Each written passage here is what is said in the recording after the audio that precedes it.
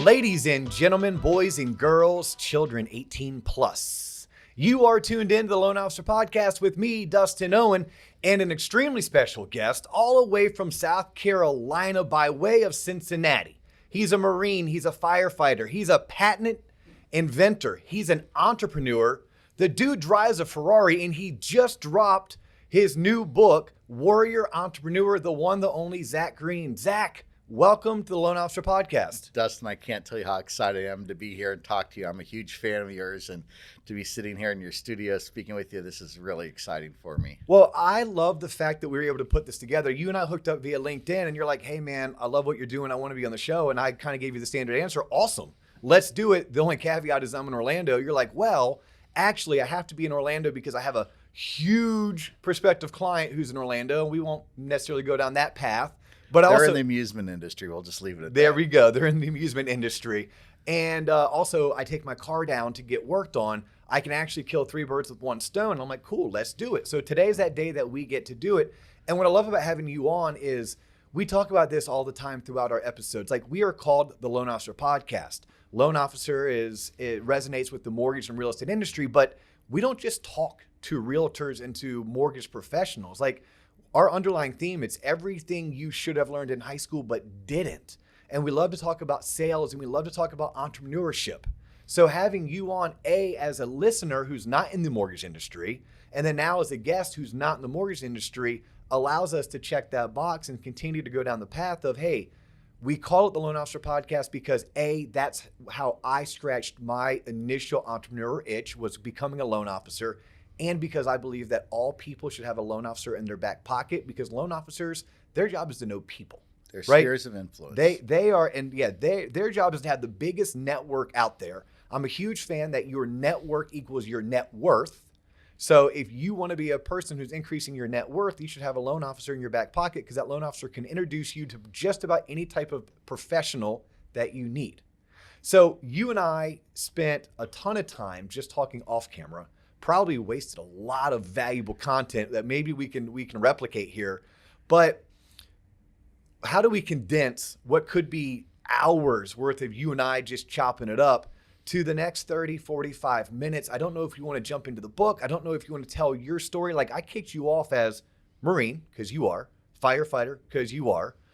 You're a salesperson for over a decade in the pharmaceutical industry, but then you invented a product that allowed you to open your own company. And then now that company is doing well. So you're a successful entrepreneur and you're an author. And then we haven't even scratched the surface of your podcast or Warrior Enterprises, because I see you're wearing a shirt that says Warrior Enterprises, but that's not the name of your company. So that's something else that you're passionate about. I'm going to shut up. Where do you want to start? You know, what attracted me to your podcast and what you really look at is 90% of what you focus on has nothing to do with the mortgage industry. It has to do with being an entrepreneur and success and taking challenges. And what I'd like to talk about is what I learned in the book. The book was originally supposed to be my biography. Nobody cares about my story other than my mom and my wife. So you can't sell a book just based on that, unless your name's like Oprah or Elton John or something like that.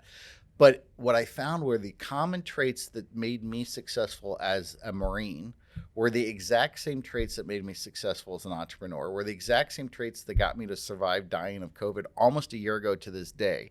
I was in the ICU a year ago to this day. I went into the hospital on, I think it was December 19th or 20th, and I didn't get out till January 4th. Well, thank you for not dying. Yeah, it was not a pleasant experience, and maybe we can talk about that a little bit, because there was a lot of terms there, but it's that warrior attribute. It's that warrior spirit of adversity helps prepare you for your crucible. The crucible is your crisis in your life, and in order to get through your crucible, you have to transform and change and make some type of difference. And that really what every story in this book is about. The first third of the book is about the science of adversity and how we can use that to be courageous and to be able to conquer those different crucibles. No, fantastic. I started reading your book. You sent me an advanced copy. I definitely appreciate the signature on the inside with a nice note. You say no one wants to hear your story, but I'm going to say as a reader, I'm enjoying your story. Sure. Like, I'm enjoying you walking me, the reader, through the path of your journey. And how you became where you are today, the trials and tribulations, the failures, Because we can sit here and talk about all your successes, but your successes were born from failure. Absolutely. So my story starts back as a young kid. I struggled deeply with ADHD. Now it's funny, ADHD is considered a disability, but when you get out of school, it's called multitasking. And then all of a sudden it's like, oh, he can do 4 things at once. Oh, he's great. I look at it as a superpower, not as a disability. But in school, it was not that way. I went to Catholic schools, Montessori schools, private schools, public schools. None of them seemed to work for me. I was constantly in trouble. Never did anything illegal, but I was always in detention, giving my poor parents such a hard time. It wasn't until I got down to the Marine Corps that I really learned how to channel my distractions. And it was simple. They just kicked your ass if you didn't stay in line down the Marine Corps. It was brutal. But my first crucible happened in Paris Island about week 3 or 4. And I had very wonderful parents. We lived in a very affluent neighborhood. I had everything I could ever ask for as a child. And, I did well in sports and everything else. So I get down there and now I'm with kids that literally grew up in the cornfields of Iowa and the inner city of Philadelphia and the projects of New Orleans and the coal mines of West Virginia. And they didn't have anything. And I realized not only and they were all great athletes too. I wasn't just in the middle. I was in the lower section of the middle. And it was because we were all equal. There was no black or white. We say you're either light green or dark green. I never encountered or saw racism in the Marine Corps. They're really, really good about, we are Marines. We are brothers. We all bleed red. It doesn't matter. So the whole platoon turns left. I make the mistake and turn right. The drill instructor singles me out for what we call IPT, Incentive Physical Training. It's basically having you do calisthenics till you throw up. You start off, doing high knees, hitting your knees to your hands. Then you drop down and do bends and thrusts. Then you do flutter kicks. And then you do push-ups. And they keep going over and over again until you can't do it. And he leans over, the drill instructor, who are these superhuman people. He leans over and he says, "Your mommy's not here to help you." And when he said that, it cut like such a knife. I hysterically started crying. I curled up in the prenatal position. You're 18, 19 years old at this time. And I realized he's right. My parents aren't there to help me. Now, that was my crucible. And in the crucible, you have 2 things that can happen. At the bottom of the crucible is the abyss. The abyss stands for darkness and fear and failure and sometimes even death. The great philosopher Nietzsche once said, if you stare long enough into the abyss, eventually the abyss will stare back and consume you. And what that means is if you stay too far feeling sorry for yourself, if I cried much longer, if I stayed in that position, it's harder to get out. If you know someone that's got drug or alcohol problems or is battling depression or has an eating issue and whatever, the longer they're in that cycle, that dangerous cycle, the harder it is for them to get out. The warrior will then look at that, recognize the abyss, honor the abyss, but not go there. I can see right behind you over your shoulder, we got a freeway. It's a very dangerous thing. So recognize the freeway's there. You can walk alongside the freeway, but don't put your foot in there because you're going to get squashed, right? Same thing with this abyss. To get through the abyss, you have to conquer your crucible and make a change. Because if you don't make a change, you're going to get right back to your work. So for me, my change was I transformed and I got rid of my civilian Zach and became a Marine and have never looked back since then. And that's really what this book is about, is that journey. And was that a mindset for you, Zach? Absolutely. It was just a mindset. It was a switch that got flipped that day. And you said, I'm never going to allow myself to stare back at the abyss. To feel sorry for myself, to have people tell me I'm weak, to be telling me that I have a disability. I was going to accomplish whatever mission came in front of me. And the Marines were the one that gave me that confidence and the courage to do that. There are not too many actual skills that I learned in the Marine Corps that I could do in the real world without getting arrested for them. But there's a lot of intangibles that I could do. So that takes me through, get out of the Marine Corps. I got out in like 1998, 1999. I went through both the officer candidate program and I also was enlisted. But it was during a time there was a lot of attrition. So it was Clinton years. There was no combat deployments. I wanted to fight and kill. I never got a chance to do anything. So I get out. 2 years later, September 11th happens. Day that changes the world for everybody. For me, I got a tremendous amount of survivor's guilt. It was really difficult seeing my friends go out and fight. I went to multiple funerals. For some reason, there was one of the units that I served with. They lost like 9 guys in a roadside bomb, and I went to probably 5 or 6 of the funerals. Oh. And I'm sitting next to these coffins with the flag over them, with these kids that are 18, 19 years old, knowing that I got out of the same unit, and now they're in that box and not me. So it was really difficult. So I had to do something to give back. And so I joined our local volunteer fire department. And that's when you lived up in Cincinnati. That's correct. Although the town that you is called Wyoming, is that right? Yeah, it's like a suburb within Cincinnati. Yeah, which by the way, in the book, I appreciate the fact that you put in parentheses Cincinnati. Right. Because when I see Wyoming, like I think of, oh, I'm going out to Wyoming. I'm going to ride Wild horses. West. I'm going to climb mountains. This is Wild Wild West. And it's like, no, it's Cincinnati, which is a beautiful city right outside of the wonderful state of Kentucky. That's right. We call it Cinceltucky, actually, because Northern Kentucky, we have to take ownership of that over in Ohio. Well, I always joke about, nothing good comes from Ohio except for Cincinnati. There you go. I have personally annexed in my mind Cincinnati actually belongs to Kentucky. Like I said, Cinceltucky. I like that. That's my mom is a Cincinnati, or is a Kentucky native, and it was just got a Kentucky colonel, so you can appreciate that. So anyway, get into the fire service within a week or two. Now, my full-time job was at Eli Lilly. What I learned there is all about building a brand. This is after you were out of the Marine Corps. So you went in and enlisted, probably an E2, raised the ranks to probably an E4, E5. Then you went to OCS, came out as an O2, served as an officer, came out as an officer, and then you entered the civilian world in sales and marketing. Correct. Okay. I never actually got my commission as an officer because you have to do another 6-year contract, and I'd already been in it 4 years at that time. So I decided to decline the commission. Okay. Which I have a lot of guilt that I did that because I always wanted to be an officer. But on the flip side, my life trajectory would have been very different had I had another 6 years of activity. Everything happens for a reason. It does. Yep. I would have never met my wife. I would have never started out in my first job, which was doing financial planning, which is very similar to loan officer. Mm-hmm. I mean, it's straight commission, dialing for dollars, getting referrals and networks. And when you do well, you do really well. And when you don't do well, you make zero money. Were you going through like a certain clearinghouses training program? Like I know Morgan Stanley has a training program. Merrill Lynch has a training program. Were you going through one of those? Yeah, it was Ohio National. So they're Okay. a big company. Got my Series 6, got my life and annuity license, got all that type of stuff. And I was doing real well. I was number 2 rookie in the entire country. The problem I had was it was too up and down. I mean, I'd make a crazy amount of money in a month. I'd spend all of it. And then the next month, I'd have to borrow money from my parents to go to the grocery store because I'm just, that's the way you are when you're 20 years old and you got a shiny new toy. But anyway, so what I learned at Eli Lilly, it was never about the product. When we sold Prozac, we weren't selling the chemicals that are in Prozac. We were selling, hey, there's this thing called depression. It's a problem, and here's all the issues, and here's how we can help solve that problem rather than just simply focus on the features and benefits of this pill. With that mindset, I go into a fire as a firefighter, and it's completely dark out, and I get lost. I'm working down the hallway. I think I get to the end of the hallway, which is supposed to have a staircase or a door, and instead I got 3 walls. And I realized, oh my gosh, I'm in a walk-in closet. So I panic a little bit, figure out, I look down, I got 20 minutes of air left. So, in the next 15 minutes, I'm going to be in really, really big trouble because the 20 minutes never is really 20 minutes.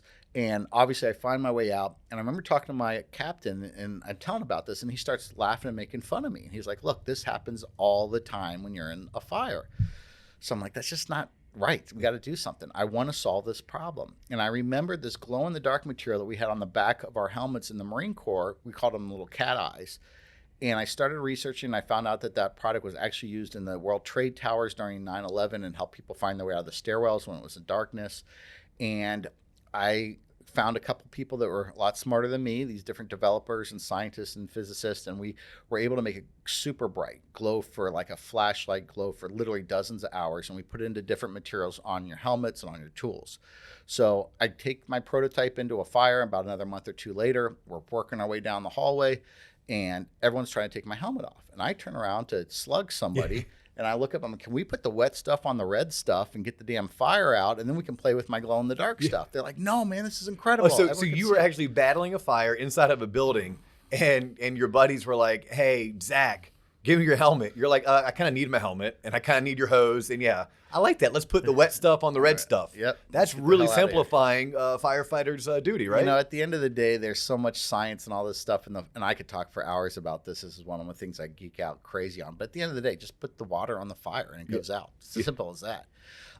So I was a truck company. My job was to open up the ceiling with my hooks. Okay. And then the engine company behind me would then spray water, because you can't just spray water on the ceiling. If the fire is in the attic, you have to open the ceiling up. So instead of them, and being there, I got stuff stuff falling down on my head and everything. And the engine team's got the hose on the ground, and they're trying to take my helmet off because they're playing with what's this cool glow in the dark stuff. So, and you did this just for yourself. Like you remembered from your military career that there was a product out there. Now the product wasn't necessarily suitable for what you needed because it maybe didn't glow bright enough. But what you wanted to solve for is that feeling that you had that one time where you thought you were hitting an exit, but you ended up in a closet. You never wanted that feeling again. And it bothered you that your captain, for the most part, kind of laughed and said, oh, it's normal. And you're like, yeah, but we need a new normal because this normal shouldn't be. And then you did it for yourself at first. And then now as you tell the story, as I hear it, and I'm kind of saying this to make sure I'm following along, is a platoon, like a platoon in the military? What's it called in the fire department? It'd be a company. The so company. A fire company, Okay. and then you have either a truck or an engine, which is a team of like 3 or 4 guys. So your company during a exercise of putting out a fire, instead of putting out the fire, they're so consumed with your new technology. Right. And what I'm trying to get across, obviously your listeners, most of them probably are not firefighters, is this concept of solving a problem. Mm-hmm. That's the issue here. I found a problem and I solved it, but that's only part of the challenge here. The challenge then becomes you can have the greatest problem in the world. If you don't have good sales, marketing, distribution, you're never going to be good. You can be the most brilliant loan officer in the world, but if people don't know how to find you, it's not going to help. Now, there's 3 things I want your listeners to know, no matter what field they're in. And these are 3 really, really important things. They are the absolute rubric that I use when I'm talking to somebody that I'm either going to invest with or help. Number 1, you have to solve a problem in a unique and elegant way. Number 2, you have to have an unfair competitive business advantage. Not illegal, not unethical, but it's got to be an unfair advantage. There has to be some kind of connection that you've got there because as a startup, you've got a lot of things working against you, and you've got to be able to have a way to, as we call in the Marine Corps, force multiplier. And then the third thing is you have to have kick-ass sales, marketing, distribution. Without question, it's so important. You can have a bad product, but great distribution, you're going to do well. We all know what the Snuggie is, right? We all know what the pet rock is for those of you that are a little bit older. It was a rock. It made millions of dollars because the sales, marketing, distribution is out there. In your business, it's all about referrals. It's about getting that name out there. That's the marketing and the distribution. So I'd solved the first problem. I solved a problem in a unique and elegant way, but I didn't have the answer to the next 2. So the next thing I did was I went out and just started doing guerrilla marketing, viral marketing, used a lot of social media, and I would go out there and post a lot of pictures of the product being used. It's very cool looking, the glow in the dark and the firefighter and image in the background. And I would say, okay, the first fire station to respond back with a picture of you wearing my gear, I'll come out and visit and buy you guys a pizza dinner. And like literally in the middle of like Yuma, Arizona, I get one. So I hop on a plane, can't fly to Yuma. I flew to like Albuquerque, drove around and had dinner with them. And it was cool. Got to sleep in the bunkhouse. And they said, well, you need to talk to the so-and-so station next door. So I go to that one. I spent 2.5 weeks going from Phoenix to Tucson to Albuquerque to Vegas to San Diego. And every place I went, I would just drop a couple of my products off. That's pure guerrilla marketing, boots on the ground. And it's viral marketing. So viral is you get that little infection and then it grows. Because anytime one of those firefighters went into a fire, I'm like, well, where the hell did you get that? So that was how I solved number 2. I hired each and every one of those people as an independent sales rep for me. So now I got firefighters selling to other firefighters. The most brilliant business model of all time was Tupperware. And the reason it was you didn't buy Tupperware at the store. You had a stay-at-home mom talking to other stay-at-home moms, having Tupperware parties to connect it. So who better to sell to a firefighter than another firefighter? So as I would meet these people, I'd say, oh, and by the way, if you give me $200, I'll give you $400 worth of product. You keep all of the profit yourself, and we'll continue to do this. And before you know it, I had 400 of these firefighter sales reps covering every single area code in the entire United States. Almost like dipping your toes into the multi-level marketing. Without the multi-level. Without the multi-level. Yeah, Exactly you're just turning right. them into individual distributors. Correct. Today, the kids call that drop shipping in a way. You Yeah, know? exactly. That is so cool. I didn't know that. To build that. So over, and prior to that, I got to go back. I was selling out of the trunk of my car. I made $5,000 in 6 months.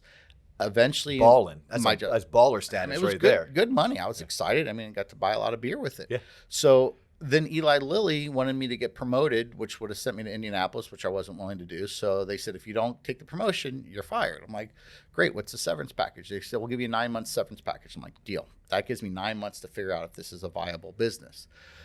So I ended up going to this large trade show, and at the trade show, it's called FDIC, biggest firefighter trade show in the country, and there's literally 40,000 firefighters there. I've got this ghetto soccer tent with the side walls held together with duct tape and zip tie. You know one of those cheap tents you buy with the little accordion thing that comes up?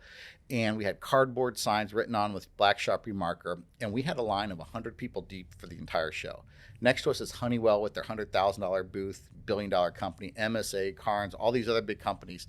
Those companies were coming over to me at the end of the show thanking me because we had so many people on our line that they actually spilled into their booth. I booked $100,000 in 3 days. Wow. Now I had a problem. I had no money to buy the raw material. I had nobody that could manufacture at that scale. I had no way to distribute it. I had no way to ship it.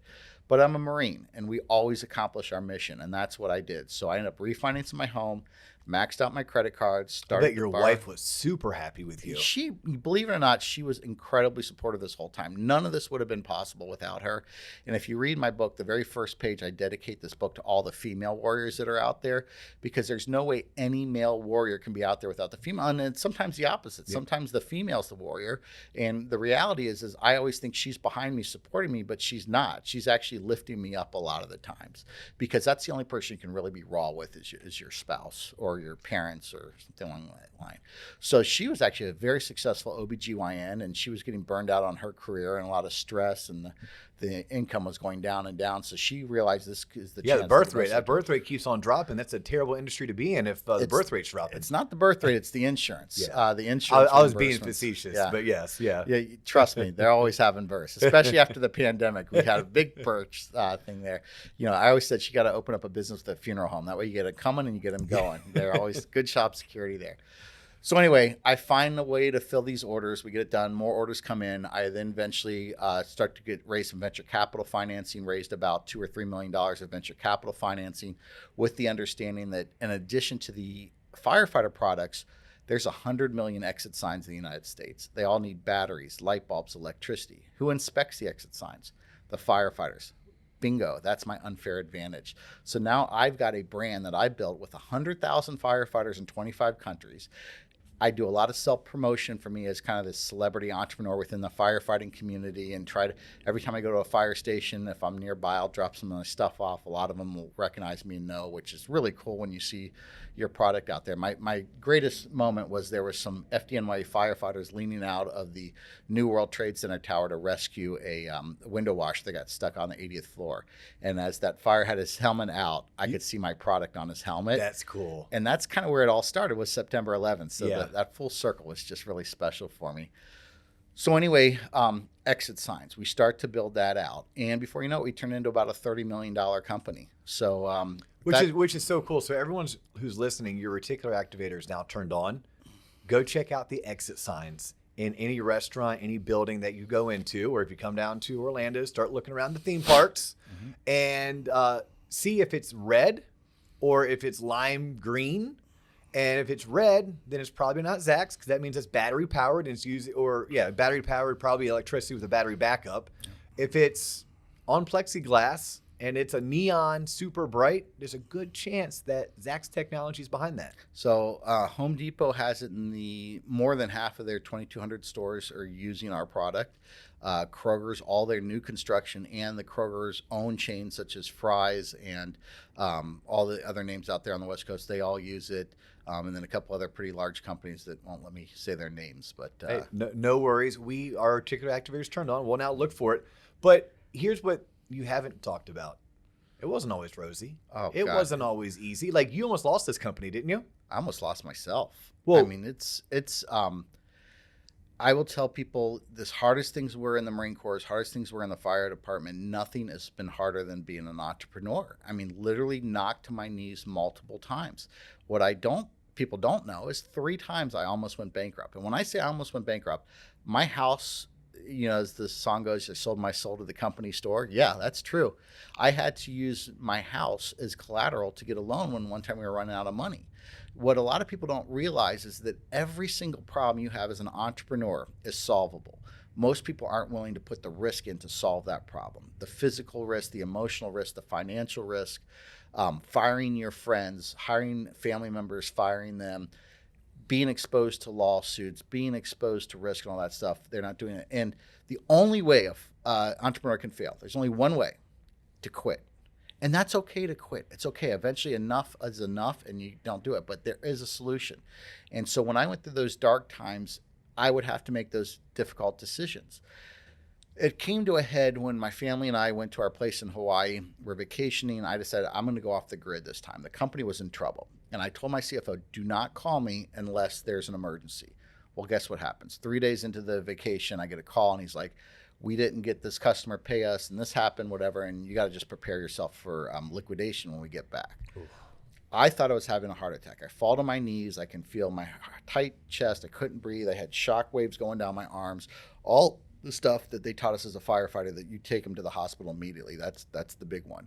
I realized at the time as I'm curled back in the prenatal position, just like what happened to Paris Island, I'm crying, my wife's crying, my son's crying, he thinks I'm dying, I think I'm dying, and my wife's like, look, you're not dying, you're just having a panic attack, you need to go out and relax. So I go outside, and I remember it very viscerally. I get into the lagoon, I swim in, and there's something very spiritual and religious about water, be it baptism or whatever, but when I came out of the water, I felt transformed and changed, and I had a conversation with God where I basically said, if this is the end, it's the end, but I still feel like I got some more fuel in the tank. I got to be able to figure out how to fix this. And I did, and we were able to make it through. But the change was, so that was my crucible. The bottom of that abyss was that ocean. It was me committing suicide and staying down at the bottom of the water, or it was rebirth and coming out of the water, which is what I chose to do. But I had to make the change, otherwise I'd be back there. And I stepped down as CEO of the company I started, and I hired someone to be my boss. Now, most people say, you're crazy for doing that. I'm like, no, what happened was twofold. Number one, entrepreneurs are usually great at starting business. They're not usually great at running businesses. It's a very different skill set to start a business than it is to run a business. The innovation, the visionary that you need to start it, there aren't necessarily the skills you need to keep it running. You need attention to detail, follow-up, and those type of things. The second thing that was overwhelming for me was I did not empower the people that worked with me. I had a very good team of 10, 15 employees, but because it was my company and my baby, I wouldn't let them make any decisions. I was overwhelmed every day with the multitude of decisions. We're talking 40 to 60 decisions a day, very minor, and none of them even make a difference. That I was taking all my time and emotional energy and intellectual capacity, which there isn't much of it up there, to solve these problems. And the big decisions were okay. It was the small ones. And so by me giving that to somebody else and having them put a system into place allowed me to be really creative and open up, which is what we needed, because a year or two later, this thing COVID comes along, completely shuts down the exit sign business. We can't go into Class A office buildings. We can't go into retail. We got to do something. So that's because I had that capacity open. I was able to take the plexiglass we're using on the exit signs and make them a little bit larger. And I made COVID protective barriers, and we became Home Depot's #1 distributor of COVID protective barriers over the last 18 months. Did more sales during COVID than we did probably in the last 2 or 3 years combined. That not only let us survive COVID, we prevailed through COVID, and now we're seeing a huge uptick in our exit signs now that life is getting somewhat back to normal. That's a phenomenal pivot. Let me ask you this question. Who brainstormed that idea? Did it come from your CEO or did it come from you? No, that was completely me and actually one of the other members on the Home Depot team that I was working with. So he kind of said, hey, can you do this? And I took that idea and ran with it. Now, I could not have done that had I been responsible for all the other stuff. Correct. And that's I actually got that from a John Maxwell book. Right, it's like if you're spending all of your time in the trenches and being a technician, you're not being a thought provoker, right? You're not sitting back and dedicating enough brain power for a consistent and persistent enough, long enough period of time that you can come up with that next great idea. You can't work on your training and development if you're constantly having to make 40 what you call minor decisions. And at the end of the day, and this resonates to all entrepreneurs, including loan officers, including real estate agents and financial advisors, when they're building out their teams, they have this thought process of like, well, I'm the best and no one can do it better than me. And I'm consistently trying to remind them, you may be right that no one can do it better, but it doesn't mean that they're going to do it worse. And they may do it different, but let them do it different so you can actually open up some of your brain power to focus on the next great idea, or when you do need to pivot, to be able to pivot. I thought I was going to guess you were the one that came up with that because you had someone else running the company. I was happy I guessed right. I do have one more question. Well, and real quick, I want to go back to what you just said. Yes, no one will do as good enough job as you for your company, but they don't need to. If they can do 60% of what you can do and you hire two of them, they're doing 20% more than you can. So eventually there becomes a quality and quantity that you can get that out there. So don't just think that you need another one of you. You can just get multiple people and put that puzzle together. Yep, I love that. I've never heard it said that way.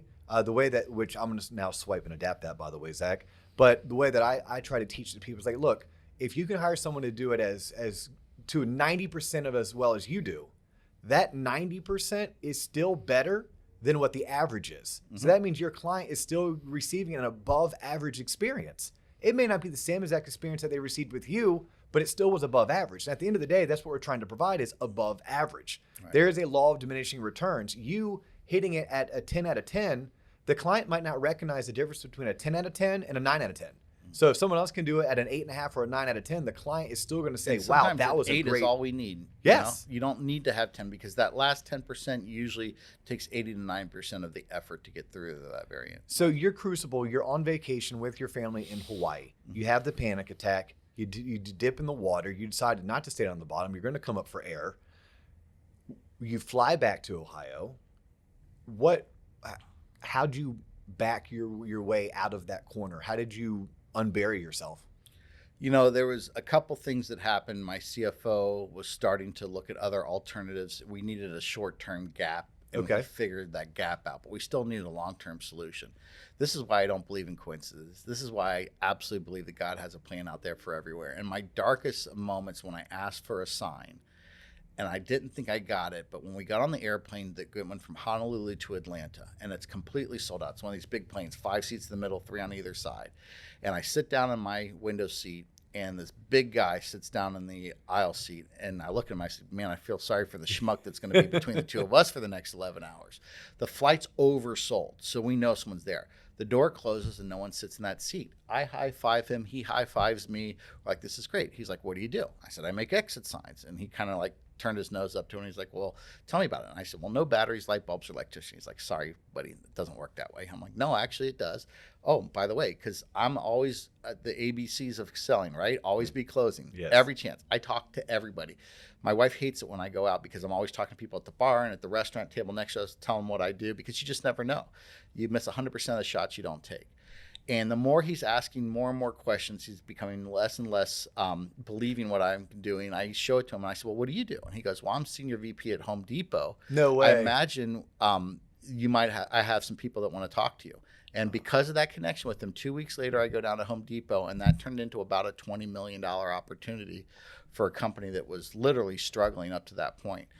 Home Depot not only bought our products, but then they said, we want to sell your products too. And before you know it, we're getting more awards from Home Depot than any of the big companies are. I've got the CEO of Home Depot on my text chain. We text back and forth all the time. You and Arthur Blank are going back and forth? Not Blank. So this is the Home Depot Pro Group. Okay. Okay. Shane is his name, whose brother actually is a Navy SEAL. But constantly back and forth talking to them because they're a very huge military-friendly company. They believe in entrepreneurial spirit as part of their thing, and we're an example of that. They gave us a chance, and they went through. And my big concern is it's called the Orange Crush. When you take into account that size, being as small as we were, they can crush you with ordering too much. They broke it down to 8 different gates that we would have to get through before we got to the Holy Grail, if you will, which is getting distributed. And they worked with us each step of the way. And we ate that elephant one little tiny bite at a time. I love it. That's fantastic. So let's do this because we haven't even touched on your, I call them passion projects, but you have this company. Obviously, the company is doing extremely well, right? And you have a lot to be proud of. And the name of the company, for those that haven't had a chance to read the book yet, is Lumaware, Lumaware. So you can just do a Google search or go to lumawaresafety.com and find out anything about that. But what I want to get into is what is on your shirt right now, sure. Right? It's military green. You have the American flag on one sleeve, right? It's a Grunt Style shirt. So Grunt Style is another military-owned company. Dear friends of mine. I'm very good friends with both founders. Yeah. Okay, very cool. You probably then drink Black Rifle coffee. I'm not a coffee drinker. I'm like the only Marine and firefighter. I'm a green tea guy. Yeah. Green tea. How about Strikeforce? Strikeforce is a ex-Navy SEAL entrepreneur who invented Strikeforce is a little energy packet that you drop into your water. Nice. Colorless, odorless, but flavored. I will check it out. Yep. So I want to talk about Warrior Enterprises LLC. I want to talk about your podcast, the website that you have. But I want to end with that, right? Because I think it's going to be impactful. There's going to be some calls to action, some places people can go to find more about you. Obviously, check out the book because the book is what is worth reading. Like if you've appreciated what Zach has shared with you right now, imagine that on steroids times 10. That's going to be the book. In fact, when you were sitting there talking, I'm like, oh, I read that. Oh, I read that. And for people who read like me, which is not very well, he has pictures. There are pictures in there for people like us who have maybe a little ADD, and the picture is what keeps us motivated to keep reading. Oh, my Marine friends are mad that there's no coloring on it because they want to be able to use the crayons to color it out, but maybe that'll be the next one. But audiobook, paperback, hardcover, it's available Amazon, anywhere books are sold. But I do want to offer a special offer to your guests. If they go onto my website, which is warriorentrepreneur.book.com, and they use the coupon code podcast2021, they can get it for 50% off. Oh, awesome. And I'll sign it. Okay, podcast2021 and the website again? warriorentrepreneur.book.com. Awesome.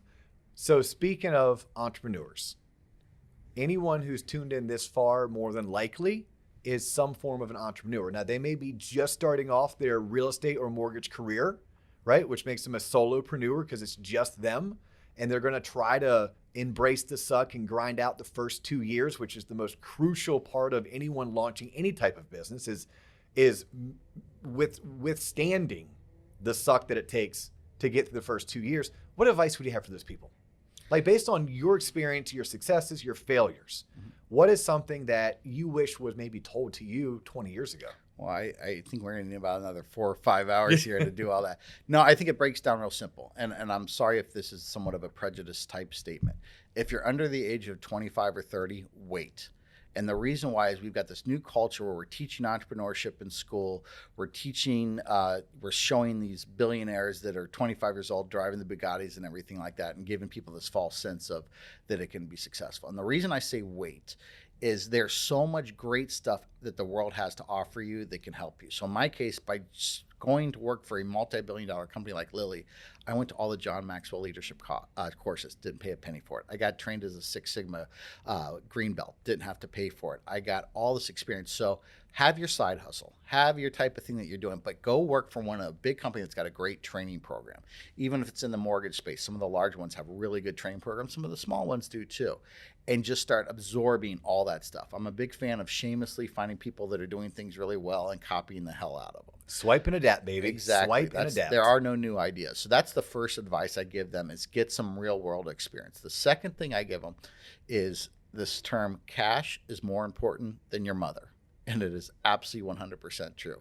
Companies fail or succeed for one reason. They run out of cash. Cash is your runway. Now that cash will have to be bootstrapped. Sometimes it's your own money. It's always better if you can use somebody else's money. Sometimes you can borrow that money. There's a whole bunch of it. Constantly always be obsessive about what your cash runway is. I got 3 more payrolls left. If I don't sell something, we're dead. I got 1 more payroll left and I can buy another cycle of raw materials, and then we're dead. So that's the other thing is keep that cash hyper focused. And the best way to do that is hire somebody to do that for you. I'm at the point now in my company, I tell my CFO, I don't want to know how much money's in the bank because if I know if it gets below a certain amount, I get so damn paranoid, I can't sleep. If I don't sleep, I can't be innovative. I can't do the type of stuff. And then finally, surround yourself with really, really good people and get the hell out of their way. Now, early on, you can't afford good people. So that's where your visionary, where your enthusiasm is going to come into play to get people to buy into your dream. Simon Sinek's TED Talk about what, how, and why, which I think is the greatest anything on the internet. Most companies focus on what they do. The good companies focus on how they do it, but the best companies focus on the why. And that why is what's going to attract you to get people that may not be getting paid what they're worth, but they see that bigger vision, they see that why. And that's really where Warrior Enterprises has come through, is it's all about the why. I want to empower people to unlock their inner warrior and learn from our leaders that have worked in the CIA and then the Marine aviators, Marine regimental commanders that are all part of my team now on Warrior Enterprises, and show them how we can use those warrior traits to not only be successful in entrepreneurship or climb the corporate ladder or just be successful in life. I mean, the ultimate warrior is that mom that's working 2 jobs just so her kids can, go to that nice private school. The warrior is that kid that goes to college and is on scholarship, and while his friends are out having fun and partying at the fraternity and sorority day parties, they're out working in the coffee shop so they can have money. That's the warrior. And that's what I want to do, is show you how you can use that adversity and those warrior skills to be successful later in your life and with your business. So you just answered my last question, which is, where do you go from here, Zach? So I'm starting a warrior framework. It's going to probably launch in January. It's going to be a 90-day program. This is not going to be just some online course. You're going to get one-on-one time with me. We're going to have weekly check-in sessions where we're going to break down your idea. Usually it should be more small business growth or entrepreneurial startup. And at the end of the 90 days, you're going to be trained in those warrior skills. We're going to give you a warrior certificate. It's going to be based off a lot of the concepts that are in this book. And as that starts to develop, then we'll eventually get into business to business training, where we're going to work with companies that are probably about 10 to 20 employees up to about 1,000. And I've got a team of some just incredible warriors that we're going to show you the innovation of an entrepreneur, but yet we're going to give you the discipline and the framework that the military has. And we're going to adopt all the different types of training programs that are out there, ranging from Six Sigma to EOS to different types of value-based selling products. And then we're going to incorporate that with some actual military training and tactics. It's going to be experiential leadership. We're not going to just sit you in a room for 2 days and kill you with PowerPoints. We're going to get you out in the woods, and we're going to run you through drills and concepts to bring home the points that we're going to be showing you. How do I find out more about this? And by the way, this is as sincere as I can be. Can I sign up? Absolutely. Like, can I sign up? I know what group I want to do this with. I'm literally going to have lunch with them as soon as you leave today.